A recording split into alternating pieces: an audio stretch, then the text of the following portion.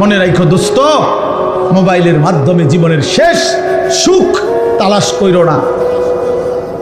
মোবাইলের মধ্যেই জীবন শেষ করে দিও না বন্ধু। এই নারী, এই ছবি, এই অশ্লীল দৃশ্য, এই মাতলামির এই জিন্দিগি।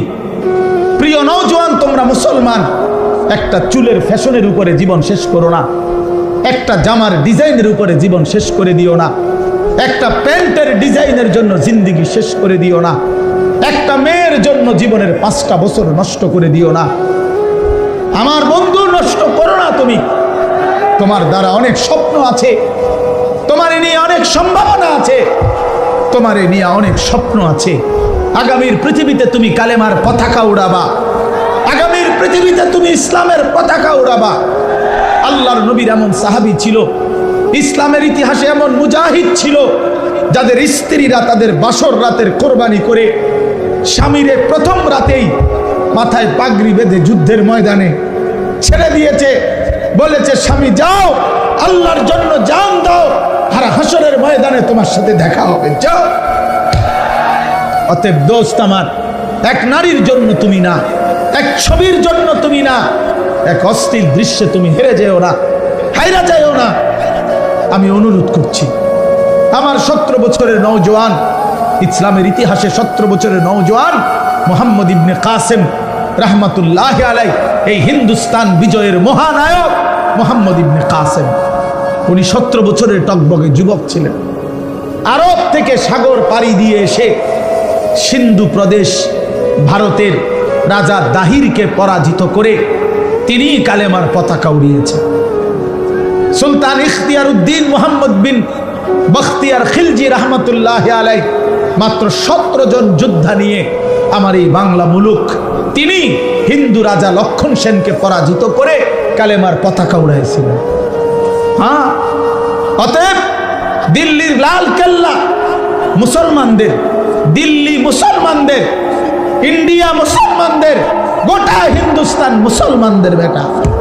অতএব আমি নওজোয়ান বললাম, আমার অনুরোধ বন্ধু, স্বপ্ন দেখো বড়, কল্পনা করো বড়, আগামীর পৃথিবীতে ইমাম মাহদির পক্ষে লড়বা, কালেমার পতাকা উড়াবা, বাংলার জমিনেও কালেমার পতাকা উড়াবা ইনশাআল্লাহ। রাজি তো নওজোয়ান? নওজোয়ান রাজি কিনা বলো? 30-এর নিচে যারা, তারা দাঁড়াও, বলো দাঁড়াও নওজোয়ান, দাঁড়াও নওজোয়ান, দাঁড়াও নওজোয়ান, জাগো নওজোয়ান, হিম্মত করো নওজোয়ান, আগে বাড়ো নওজোয়ান, বলো আল্লাহু আকবার।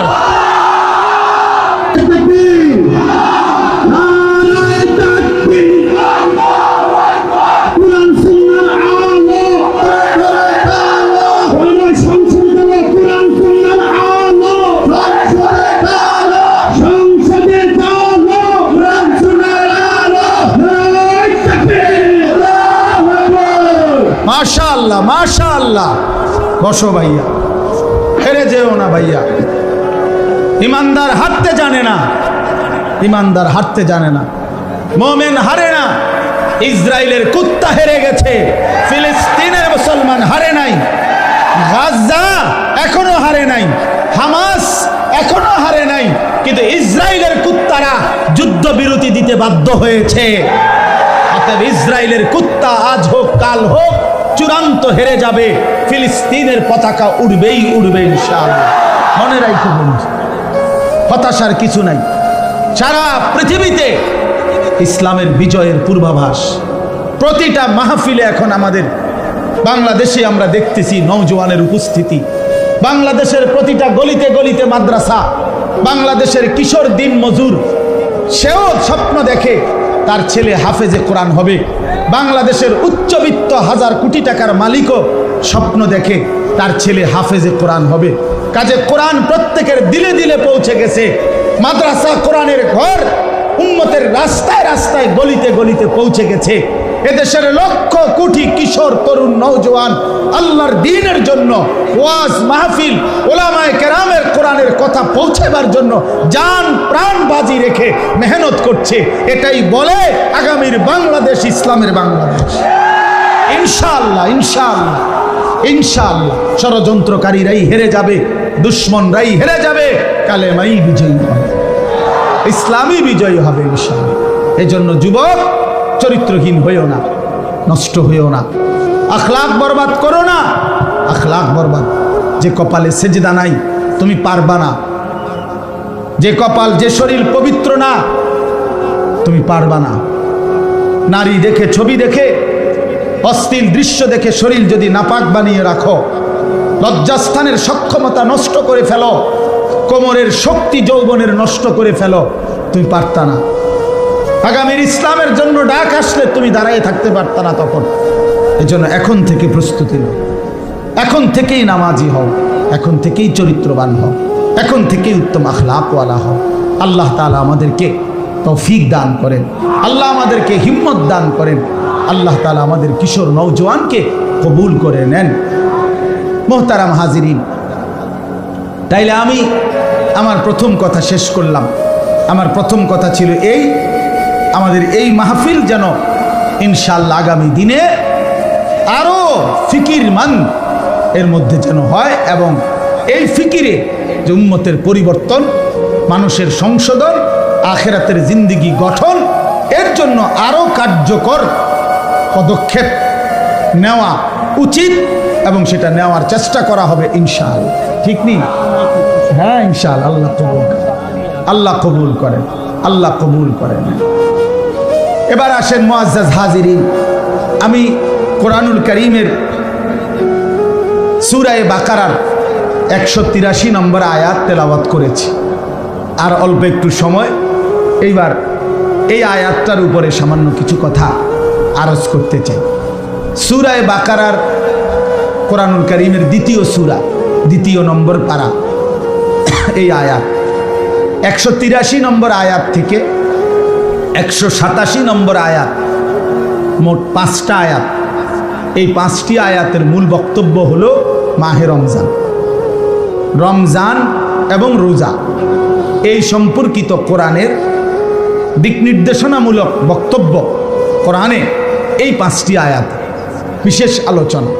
183 নাম্বার থেকে 187, 183, 84, 85, 86, 87, এই 5টি আয়াতের মধ্যে আল্লাহ তাআলা কোরআনুল কারীমে রমজান রোজা সম্পর্কিত গুরুত্বপূর্ণ দিক নির্দেশনামূলক পূর্ণাঙ্গ বক্তব্য আল্লাহ তাআলা পেশ করেছেন।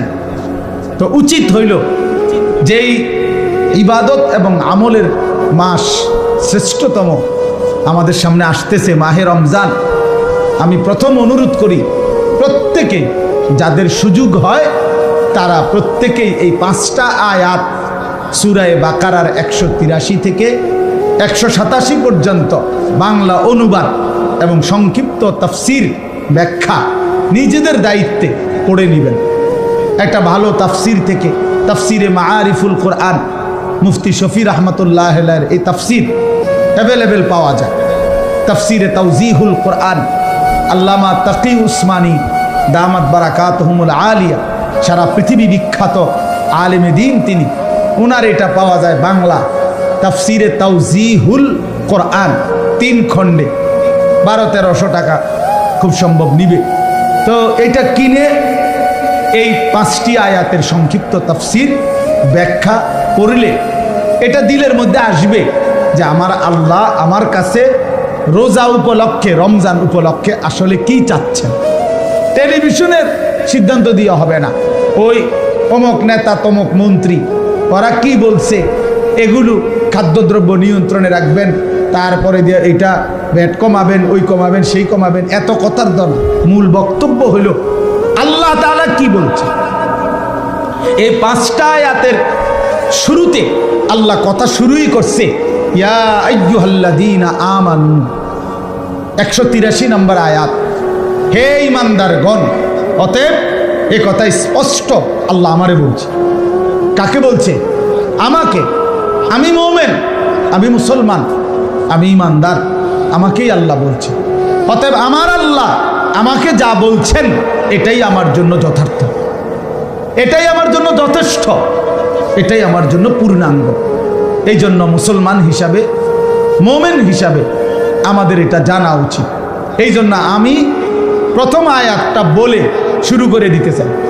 মানে অর্থ হইল বাকিটা আপনারা পড়ে নেবেন, বাড়ির কাজ দিলাম। আর স্যারেরা স্কুলে মাদ্রাসায় 2টা অঙ্ক করাই দিয়া বাকিটা বলে দেয় না যে বাকিটা বাড়ির কাজ, ওইটা তোমরা নিজেরা করে আনবা। এই আপনারা বাকিটা পড়ে নিবেন। আপনাদের নিজ নিজ মহল্লার মসজিদের ইমাম সাহেবগণ আলহামদুলিল্লাহ মাহে রমজানের উপরে বিস্তারিত আলোচনা করবে। আমি শুধু শুরু করে দিতে চাই, আমিও বরকত নিতে চাই। আল্লাহ তাআলা আমাদেরকে তৌফিক দান করেন। ইয়া আইয়ুহাল্লাযীনা আমানু, আল্লাহ তাআলা বলেন হে ঈমানদারগণ, কুতিবা আলাইকুমুস সিয়াম, তোমাদের উপরে রোজা ফরজ করা হলো। কামা কুতিবা আলাল্লাযীনা মিন ক্বাবলিকুম, যেমনটি ফরজ করা হয়েছিল তোমাদের পূর্ববর্তীদের উপর। লাআল্লাকুম তাত্তাকুন, যেন তোমরা মুত্তাকি হতে পারো। এই হলো আয়াতের তর্জমা। চারটা বাক্য এখানে আলাদা আলাদা, 4টা কথা আর কি এই এক আয়াত। ওটা তাফসিরুল কোরআন মাহফিল না, এই জন্য বুঝাইতেছি, অল্প কথাই বুঝাই। 4টা কথা এখানে। 1 নাম্বার, হে ঈমানদারগণ, ইয়া আইয়ুহাল্লাযীনা আমানু, এটা একটা কথা। 2, তোমাদের উপরে রোজা ফরজ করা হলো, কুতিবা আলাইকুমুস সিয়াম, এই 2। 3, যেমনটি ফরজ করা হয়েছিল তোমাদের পূর্ববর্তীগণের উপর, কামা কুতিবা আলাল্লাযীনা মিন ক্বাবলিকুম। 4, উদ্দেশ্য লাআল্লাকুম তাত্তাকুন, যেন তোমরা সকলেই এই রমজান রোজার মাধ্যমে মুত্তাকি হতে পারো। তো কয়টা কথা হলো ভাই? 4টা। 1 নম্বর কথা হলো ইয়া আইয়ুহাল্লাযীনা আমানু, হে ঈমানদারগণ। এই শব্দ বলে আল্লাহ তাআলা কোরআনুল কারীমে মোট 89 বার, তাফসিরে মাআরিফুল কোরআনে আছে 89 বার, মানে 8 9 কত বলেন না, 89। এই 89 বার আল্লাহ তাআলা মোট কোরআনুল কারীমের মধ্যে এই শব্দটা বলে আমাদেরকে ডাক দিছে, ইয়া আইয়ুহাল্লাযীনা আমানু, হে ঈমানদারগণ। এই শব্দটি কোরআনে 89 বার আছে। এইটা বলে মহান আল্লাহ পাক রব্বুল আলামিন আমাদেরকে ডাক দিছে। তাহলে ডাক দিলেন কে? বলেন না কে? হ্যাঁ, ডাকলো কাকে? আমাকে। কাকে? না না আমাদেরকে না, আমাকে। আরে আরেকজনের চিন্তা বাদ দিলাম, আমরা আপনার কথা। কাকে ডাকছে? আমাকে ডাকছে, আমাকে ডাকছে। তাহলে ডাক দিলেন মহান আল্লাহ, ডাকলেন আমাকে। 89 বার পুরা কোরআনে আল্লাহ তাআলা আমাদেরকে ডাকলেন। তাফসিরে ইবনে কাসিরের মধ্যে আছে আল্লাহ পাক রব্বুল আলামিন আমাদের নবীর আগে যত নবী ছিলেন, হযরত আদম আলাইহিস সালাম থেকে নিয়ে ঈসা নবী পর্যন্ত, কোন নবীর আমলে ওই নবীদের উপরে যারা ঈমান আনতো, ওই সময় যারা ঈমানদার উম্মত ছিল, তাদেরকে কোনোদিন আল্লাহ তাআলা এই শব্দ দিয়ে ডাকেন নাই। ইতিপূর্বে সর্বপ্রথম আখিরি নবী আমাদের নবী সাল্লাল্লাহু আলাইহি ওয়াসাল্লামের ভালোবাসায় আল্লাহ তাআলা বললেন, বন্ধু, সব নবীর ঈমানদারকে আমি আল্লাহ যেই শব্দে ডাকেছি, আপনার উম্মতকে আমি ভিন্ন শব্দে, নতুন আন্দাজে আমি ডাক দিচ্ছি। এটা আমাদের প্রতি আল্লাহ তাআলার চূড়ান্ত ভালোবাসা, শরাফাতুল উম্মাতিল মুহাম্মাদিয়া। এটা উম্মতে মুহাম্মাদির শরাফত, মর্যাদা, যে আমাদের নবীর কারণে আল্লাহ তাআলা আমাদেরকেও ভিন্ন শব্দে ডাক দিয়েছে। কোরআন শরীফের মধ্যে আছে 25 জন নবীর নাম। সব নবীর নাম, যাদের নাম আছে কোরআনে, আল্লাহ ওই নবীদেরকে ডাক দিছে কথা বলার জন্য। বিভিন্ন সময় নবীদেরকে আল্লাহ তাআলা নাম ধরে ধরে ডাক দিছে। ইয়া আদম, এ কোরআন শরীফের শব্দ, হে আদম। ইয়া নূহ, হে নূহ। ইয়া ইব্রাহিম, হে ইব্রাহিম। ইয়া মূসা, হে মূসা। ইয়া ঈসা, হে ঈসা। ইয়া জাকারিয়া, হে জাকারিয়া। ইয়া ইয়াহইয়া, হে ইয়াহইয়া। এগুলো নবীদের নাম। নবীদেরকে নাম ধরে ধরে আল্লাহ ডাক দিয়ে কথা বলছেন। কিন্তু পুরা কোরআনুল কারীমে আল্লাহ তাআলা বলেন, বন্ধু, আপনার বেলায় আইসা আপনি আমার আখিরি বন্ধু, আপনি আমার কলজার টুকরা, আপনি আমার হাবিব, আপনি আমার মাহবুব, আপনি আমার সবচেয়ে প্রিয় বন্ধু। পুরা কোরআনে আল্লাহ তাআলা 23 বছরে একবার একদিনের জন্য হে মুহাম্মদ, ইয়া মুহাম্মদ বলে একবারও ডাকেন না। পুরা কোরআনে নাই। নবীজির নাম আছে কিন্তু ডাক নাই। নবীজিকে হে মুহাম্মদ বলে নাম ধরে আল্লাহ কখনো ডাকেন না। ডাকছেন ভিন্ন শব্দ, ইয়া আইয়ুহান নবী, হে নবী আমার, ইয়া আইয়ুহার রাসূল, হে রাসূল আমার, ইয়া আইয়ুহাল মুজাম্মিল, হে কম্বল পরা বন্ধু আমার, ইয়া আইয়ুহাল মুদ্দাত্তির, হে চাদর আবৃত নবী আমার। কখনো চাদর পরা নবী, কখনো কম্বল পরা নবী, কখনো হে নবী আমার, হে রাসূল আমার, এভাবে ডাক দিয়েছে। তাহলে যেভাবে আল্লাহ তাআলা আমাদের নবীকে ডাকছেন ভিন্নভাবে, আমাদের নবীর ঈমানদার উম্মত হিসেবে আমাদেরকেও ডাকছেন ভিন্নভাবে। আর সেই ভিন্নতাটাই হলো ইয়া আইয়ুহাল্লাযীনা আমানু। এই জন্য তাফসীর ইবনে কাসিরের মধ্যে লিখছে, যেখানেই আল্লাহ তাআলা ডাকছেন হে ঈমানদারগণ, খোদার কসম ওইখানেই আল্লাহ তাআলা উদ্দেশ্য নিছেন যে মোমেন তুমি আমার বন্ধু, অতএব আমি যেন ডাক দিলাম হে আমার বন্ধুগণ। এই জন্য হে মোমেনগণ, হে ঈমানদারগণ, এ কথার অর্থ হইল হে আমার বন্ধুগণ, বন্ধুগণ।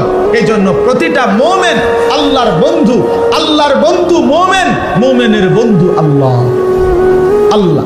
অতএব বাপ আমার, এবার আমি একটা কথা ছোট্ট বলতে চাই, নওজোয়ান ভাই সবাইকে, পর্দার আড়ালের মা বোন আপনাদেরকেও, বাবারা আপনাদেরকেও, আমাকেও, উসিকুম ওয়া ইয়া, আপনাদেরকেও বলছি আমাকেও বলছি, একটা ইনসাফের সাথে বলে দেখেন, শব্দটা বলে নতুনভাবে আল্লাহ আমাদেরকে ভালোবাসা দিয়ে ভিন্ন শব্দে ডাকছেন, আমাদের নবীর ভালোবাসা দিয়ে ডাকছেন 89 বার আল্লাহ কোরআনে 23 বছরে আমাদেরকে ডেকেছেন।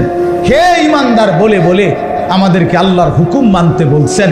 হে ঈমানদার বলে বলে আল্লাহ তাআলা আমাদেরকে গুনাহ ছেড়ে দিতে বলছেন। এবার ইনসাফের সাথে একটা বার বলেন যে আল্লাহ পাক 89 বার বললেন, মহব্বত করে বললেন, নতুন শব্দে বললেন, ভালোবাসার সবটুকু দিয়ে বন্ধু বানিয়ে ডাক দিলেন।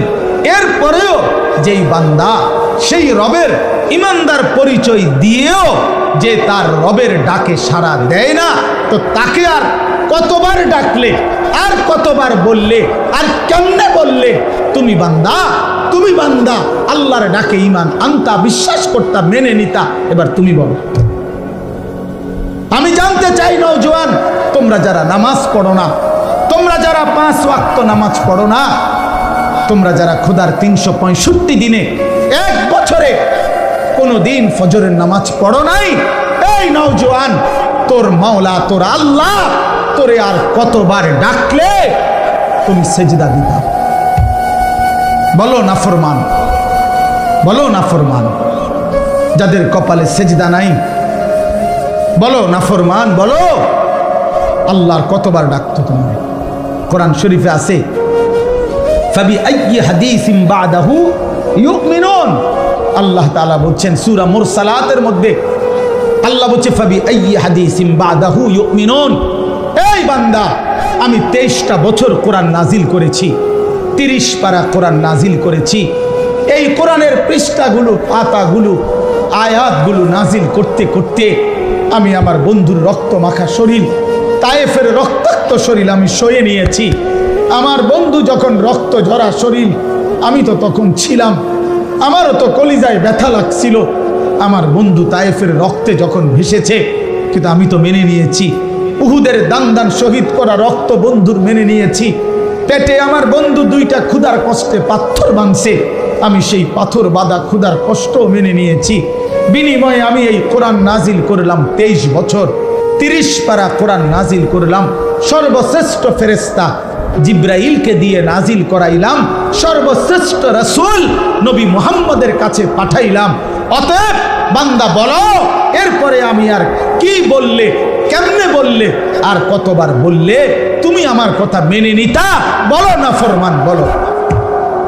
ওই বেহায়া নারীকে বলেন, ওই বেপর্দা নারীকে বলেন, যেই কন্যা, যেই মেয়ে, যেই মা, যেই বোন গত 20 বছর ধরে, গত 15 বছর ধরে, গত 10 বছর ধরে বেপর্দার জিন্দেগি চলতেছে, পরের ছেলেকে রাস্তার বখাটে দুশ্চরিত্র লম্পটকে যে তার শরীর, যে তার যৌবন, যে তার শরীর দেখায়, এই বেহায়া বেপর্দা এই অসভ্য নারীকে বলো যে তোর আল্লাহ আর কতবার বললে তুই পর্দা করতি নাফরমান নারী, বল বল, ওই নারীকে বলো, বলো। সুদখোর যারা আজকে 30 বছর সুদ খাচ্ছেন, এই হারামখোর, তোরে আর কতবার বললে তুই সুদ ছাড়তি নাফরমান, বল হারামখোর, বল সুদখোর, বল এই ঘুষখোর বাটপার, বল ঘুষখোর, আর কতবার তোর আল্লাহ নিষেধ করলে তুই ঘুষ ছাড়তি বেঈমান? কি ঘটনাটা কি? কতবার বলতো তোমারে আল্লাহ? তুমি মুসলমান না? তুমি মুমিন না? তুমি মায়ের দুধ খাও নাই? তুমি ইমানদারের পরিচয় দাও কেন?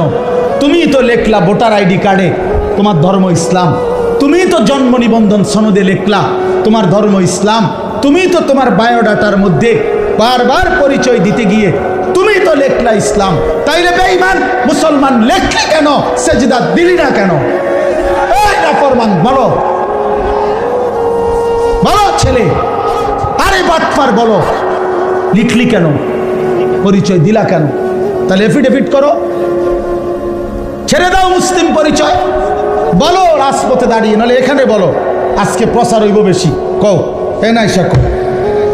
যে এলাকাবাসী, আপনারা আমারে ভুল করবেন না, আপনারা তো দেখছেন আমি সেজদা দেই না, আমি নামাজ পড়ি না, আমি হালাল খাই না, আমার ঘরে নাচ গান চলতেছে, আমার মেয়ে বেপর্দা, আমার স্ত্রী বেপর্দা, আমার ছেলে নামাজ পড়ে না, আমি সুদের সাথে আছি, আমি কিস্তি ছাড়া জিন্দিগি চালাই না, বিড়ি সিগারেট ছাড়া জীবন চালাই না, নাচ গান ছাড়া জীবন চালাই না। মূলত কারণ হইল আমি ইসলামের পরিচয় দিতে লজ্জাবোধ করি, আসলেই আমি মুসলিম পরিচয় দিতে লজ্জিত। এইটা বলো, এখন দাঁড়ায় বলো, এখন বলো না ফরমান।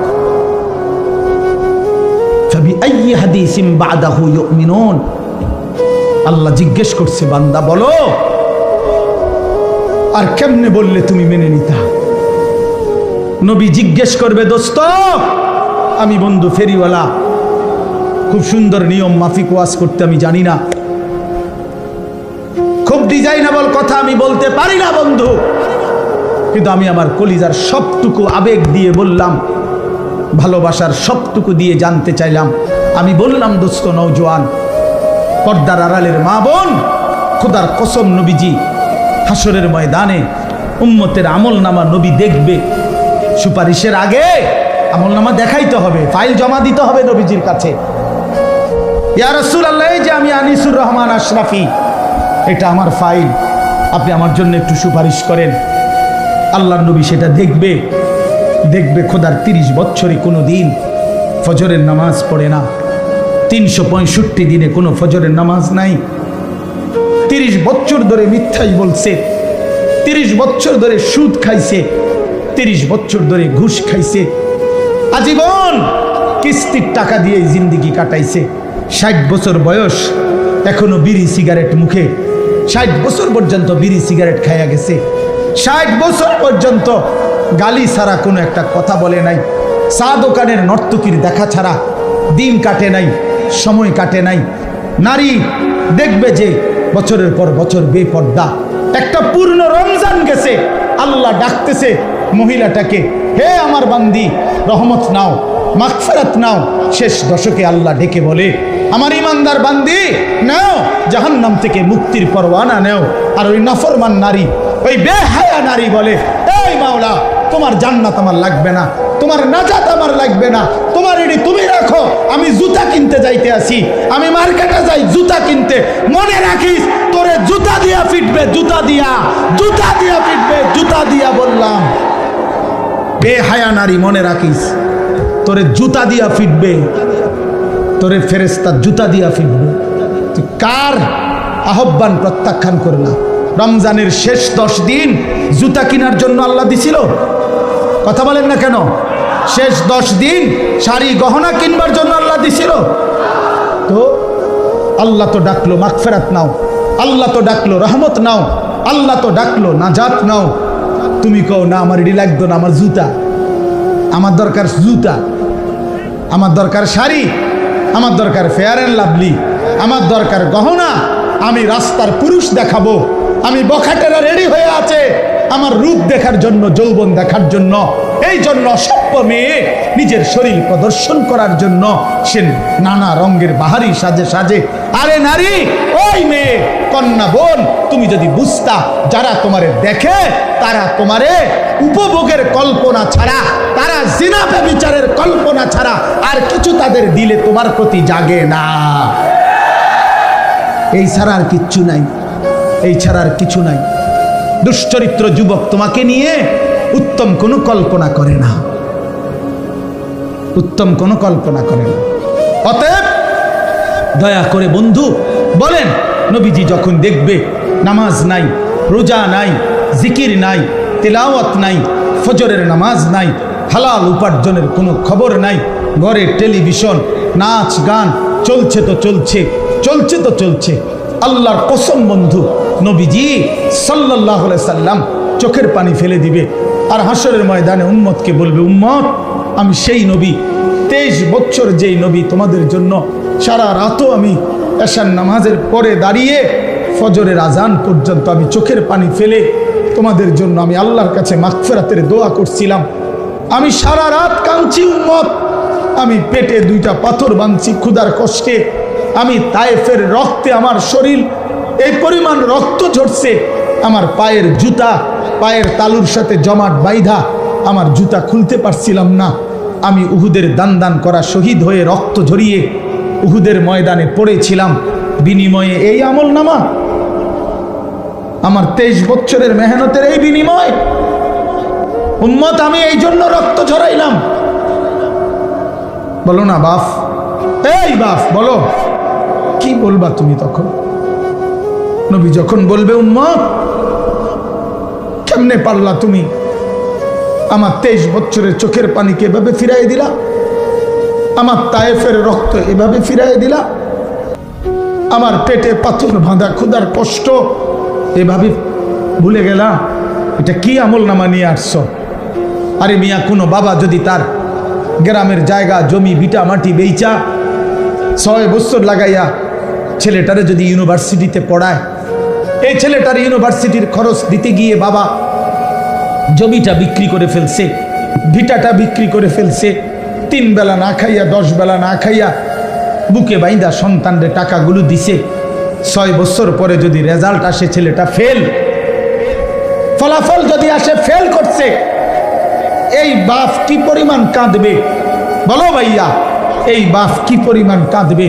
সে চিৎকার করে গড়াগড়ি খাইয়া বলবে, আমার সন্তান তুই জানোস না তোর এক একটা টাকার জন্য আমার কি পরিমাণ ঘাম ঝরাইতে হয়েছে মাঠে, আমি ভিটা বেচা ফেলছি, আমি গরু বেচা ফেলছি, আমি সব বিক্রি করে আমি তোরে এতগুলো টাকা জমাইয়া তোরে দিলাম, বিনিময়ে এই ফলাফল।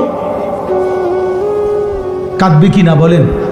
তো নবী বলবে না, এটা উম্মত আমি 23টা বছরের চোখের পানির বিনিময়ে এই, আমার তায়েফের রক্তের বিনিময়ে এই। হ্যাঁ বলো ভাইয়া, বলো, বলেন বাপ, যারা 60 বছর বয়স হয়েছে এখনো বিড়ি সিগারেট ছাড়তে পারলেন না, কখন ছাড়বেন? যাদের বয়স হয়ে গেছে 60 বছর এখনো গালিগালাজ ছাড়া কথা বলতে পারেন না, কখন ছাড়বেন? এখনো সময় হয় নাই? মরতেন না? কবরে যাইতেন না? আলা ইয়াযুন্নু উলাইকা আন্নাহুম মাবউসুন। আল্লাহ কোরআনে বলছে, আলা ইয়াযুন্নু উলাইকা আন্নাহুম মাবউসুন। এই নাফরমান, এমন করছো কেন বান্দা? তুমি কি হাসরের ময়দানে উঠবা না? আল্লাহ জিজ্ঞেস করছে, আল্লাহ নিজে বলছে বন্ধু, আরে বান্দা এরকম করস কা? এত মিথ্যা, এত চুরি, এত ডাকাতি, এত জিনা, এত বেবিচার, এত মদ, এত জুয়া, এত নারী, এত ছবি, এত উলঙ্গ দৃশ্য দেখছস কেন বান্দা? তুই কি হাসরের ময়দানে উঠবি না বান্দা? তুই কেমনে আমারে দেখাইবি? তুই আমি আল্লাহর সামনে কেমনে দাঁড়াইবি বান্দা? ফাকাইফা তাত্তাকুনা ইন কাফারতুম, ইয়াউমান ইয়াজালুল বিলদানা শিবা। রব্বে করিম আল্লাহ বলে, বান্দা দিবানিশি যে আমি আল্লাহর নাফরমানি করছো বান্দা।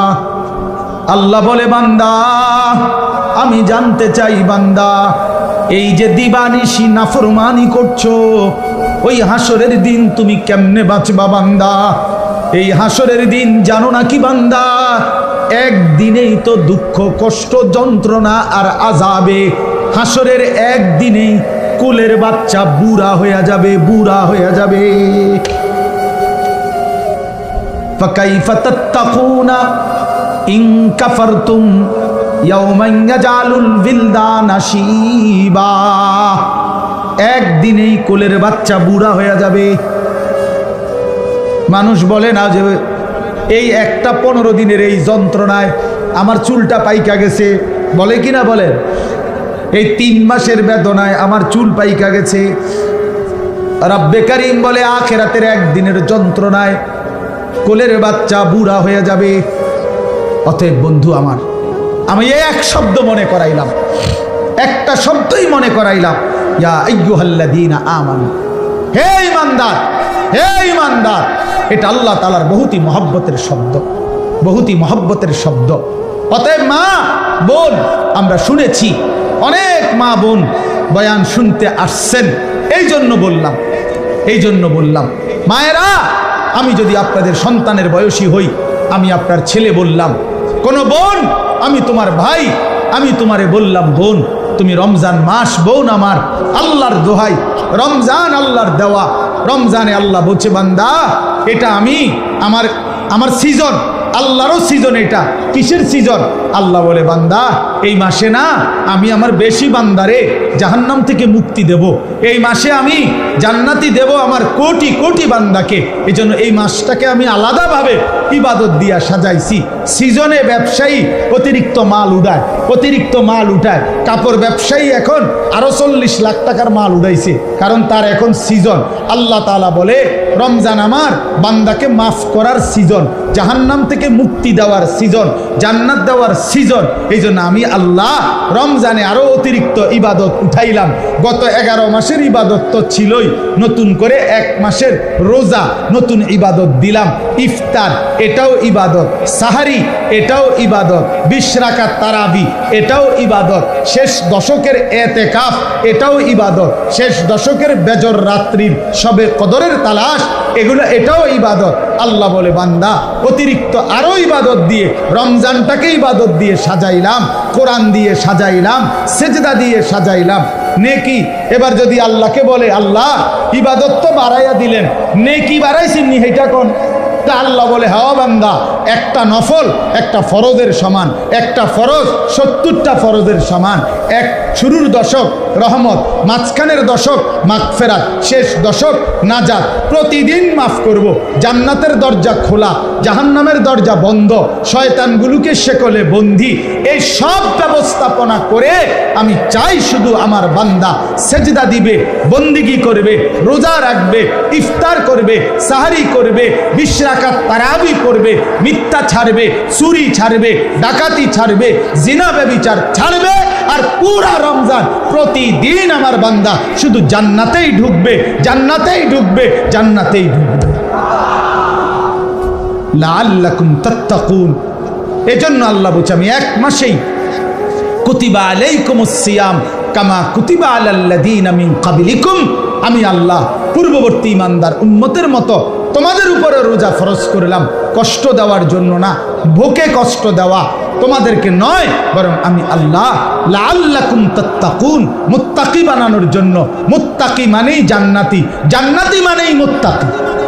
অতএব 1 রমজানে আল্লাহ আমাদেরকে জান্নাতি বানাবেন, এই আশায় আল্লাহ আমাদের উপরে রমজান রোজা ফরজ করেছেন। অতএব শেষ কথা আমার, বলেন যে ইনশাআল্লাহ আমরা রমজানকে কদর করব। বলেন ইনশাআল্লাহ, বলেন ইনশাআল্লাহ। রমজানকে কদর করেন, রমজানকে কদর করেন। আমার বাপ হাসলেও মরে যাবেন, কাঁদলেও মরে যাবেন, সুখে থাকলেও মরে যাবেন, দুঃখে থাকলেও মরে যাবেন, রাজপ্রাসাদের অট্টালিকায়ও মরে যাবেন, জীর্ণ কুঠির কুড়ে ঘরেও মরে যাবেন। বন্ধু, কাজে আখিরাত ভুইলেন না।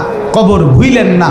চলেন সিদ্ধান্ত নিয়ে গুনাহ ছেড়ে দিয়ে আল্লাহর ইবাদতে ডুবে আজকের শবে বরাত রাত্রিতেও আল্লাহর কাছে দোয়া করেন, কান্নাকাটি করেন, দোয়া মাফ চান আর বলেন, মাওলা রমজান পর্যন্ত হায়াত দেন, রমজানের রহমত মাগফিরাত আর নাজাত দিয়ে আমার গুনাহ মাফ করে আমার জান্নাতের সার্টিফিকেট দিয়ে দেন। আল্লাহ চাইলে দিবে, আল্লাহ চাইলে দিবে কিনা। এই জন্য আমরা ইনশাআল্লাহ রমজানকে কদর করব। আল্লাহ তাআলা তৌফিক দান করেন।